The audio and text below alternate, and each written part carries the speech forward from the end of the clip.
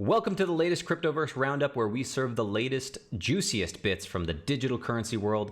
I'm your host, Corbin Fraser, and today's show is a wild party full of ups and downs, hacks and scams, in a week where we saw the future of crypto up for grabs, with potential game changers on the horizon and heavyweights weighing in. Jumping in, let's begin with a brief overview of the crypto market.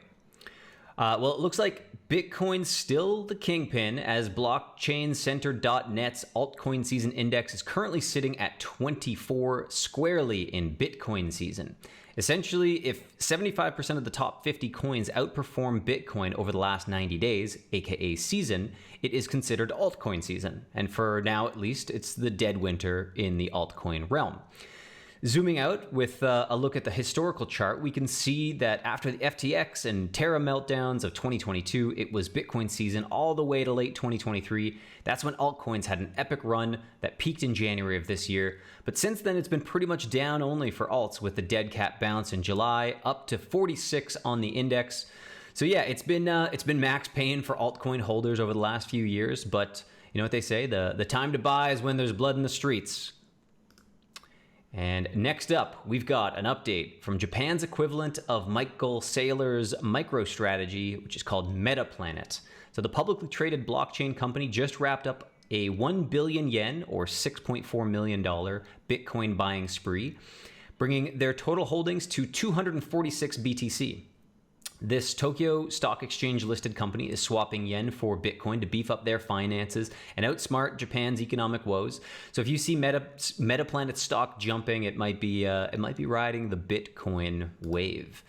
In other Bitcoin news, U.S. Senator Cynthia Lummis just dropped a mic pointing out how Bitcoin stayed chill during what's being called the biggest IT outage in history. While systems worldwide crashed due to a CrowdStrike fiasco, Bitcoin kept doing its thing without a hitch, as designed. Lummis tweeted, "Guess which currency didn't flinch? Bitcoin." Meanwhile, banks and planes were going haywire, people's flights were delayed, it was total chaos, but Bitcoin just kept on ticking like the blockchain boss that it is. Meanwhile, on the Bitcoin innovation front, Bitlayer just scored $11 million in Series A funding, with big names like Franklin Templeton and ABCDE leading the charge. Now they're sitting pretty with $16 million total funding and $300 million valuation, and their mission is to supercharge Bitcoin with a slick Layer 2 solution for better scalability and functionality. With mainnet v2 and new Web3 protocols in the works, Bitlayer's co-founder Charlie Hu is all about making Bitcoin faster, safer, more awesome, ideally easier to use and cheaper to use for everyone. So we'll see how that all pans out. Over to Ethereum land for a moment, where ETH had a bit of a roller coaster on its US ETF launch date. Let's check out this chart. The price of ETH shot up like it had too much coffee early on, but then it crashed back down before lunchtime. The big ETF, or the exchange traded fund debut, didn't exactly get the party started, leaving ETH's price feeling kind of meh and uninspired. It's like hitting the snooze button on excitement, but just a lot of hype with not much sizzle. So I'm still hopeful. Man. I think things haven't kind of kicked off, at least on the ETH ETF side of stuff. So I'm going to be watching this one very closely myself, as I do have a little bit of Ethereum in the old Bitcoin.com wallet. Although Ethereum's ETF rollout has been lackluster so far, Alexander Bloom from 2Prime thinks that if the Ethereum ETFs do take off, we might see altcoins making a comeback. Basically, he's saying that if Ethereum's price gets a boost, the wealth effect will mean ETH investors could start spreading the love to other coins. Think of it like ETH getting the party started and then everyone else kind of just crashing it with their altcoin friends. It just becomes kind of like mayhem alt season, and this is something we see cycle to cycle. So switching gears, the political winds are swirling yet again, with Biden dropping out and Trump looking like a shoo-in. The US dollar is feeling a bit shaky.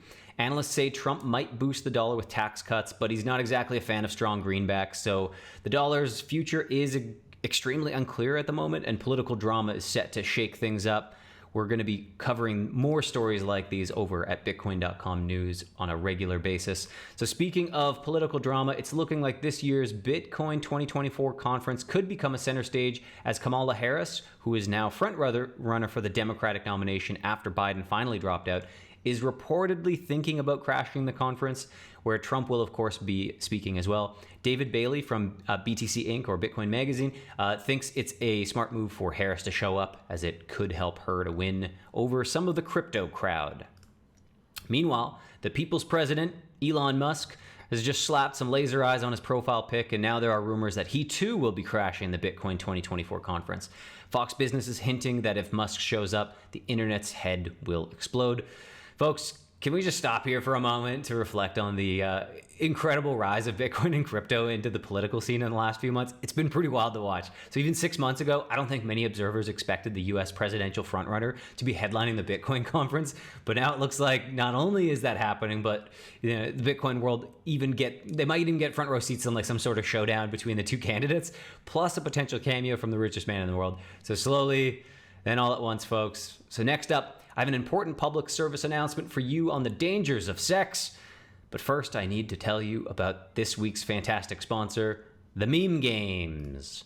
So with the 2024 Olympic Games kicking off in Paris, what better time to launch an Olympic Games-themed meme token? The presale is live over at memegamestoken.com, where they've managed to gamify the sale by offering bonus tokens if the meme coin character you back wins an event.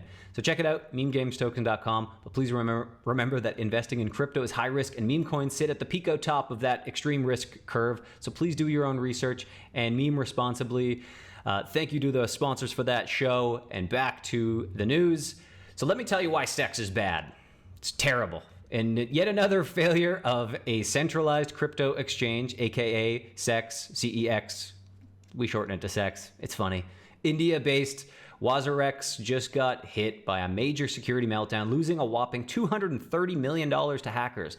They've hit the pause button on everything: deposits, withdrawals, trading, leaving anyone who held crypto on Wazirx left to wonder if ever they will get access to their funds. Scary times. Use self-custody wallets, guys. Try the Bitcoin.com wallet, fully self-custodial, no sex involved. In other sex news, Hong Kong-based Bitforex is finally letting users withdraw their assets after months of being in the digital doghouse. So it turns out the whole team was detained by the Jiangsu province police, making the platform go dark. Withdrawals will now be funneled to designated wallets, but trading is still on ice, and the platform is undergoing a major overhaul. So remember, folks, the only way to ensure that you'll have access to your funds is to stop sex and start self-custody. So to ensure you never fall victim to a sex hacking, bankruptcy, or rug pull, be sure to use a self-custodial wallet like the Bitcoin.com wallet app, where you and you alone will always have access to your crypto. So it's not your keys, not your coins. This is something we repeat here regularly over at Bitcoin.com. Now, if you want to spend your crypto, you will soon never have to rely on a SEX to convert it to fiat for you. Instead, you'll be able to use Bitcoin.com's V card, where you'll transfer crypto straight from your self-custody Bitcoin.com wallet app to the card, where you'll be able to spend it anywhere MasterCard is accepted. So sign up now over at verse.bitcoin.com/card to be sure you're the first to get and keep your very own V card. And folks, cherish your V card, because some sex you just never recover from. Finally, for our last story today, we have a huge announcement from the Phantom Foundation and Sonic Labs. They just teamed up with Alchemy to supercharge their Opera and Sonic platforms. Alchemy's bringing the magic with RPC support and fancy dev tools to make things faster and much more reliable. Opera's getting the boost now, and Sonic will join the party later this year. With Alchemy on board, expect smoother transactions and a rock-solid base for dApps. It's like giving your crypto tech a shot of espresso, and one that I don't personally want to miss. And that's it, guys. That's a wrap for this week's Crypto Chaos. Keep your fingers on the digital pulse by subscribing to this channel. Hit a like, hit a subscribe, hit a retweet, whatever you do around there. Swing by the Verse Lounge on Telegram to hang with our fun team. We've got some wild stuff cooking for Bitcoin.com's Verse token, so come check that out. And thanks for hanging with us. Until next time, guard those wallets and keep chasing the crypto dream. Catch you guys on the flip side. Later.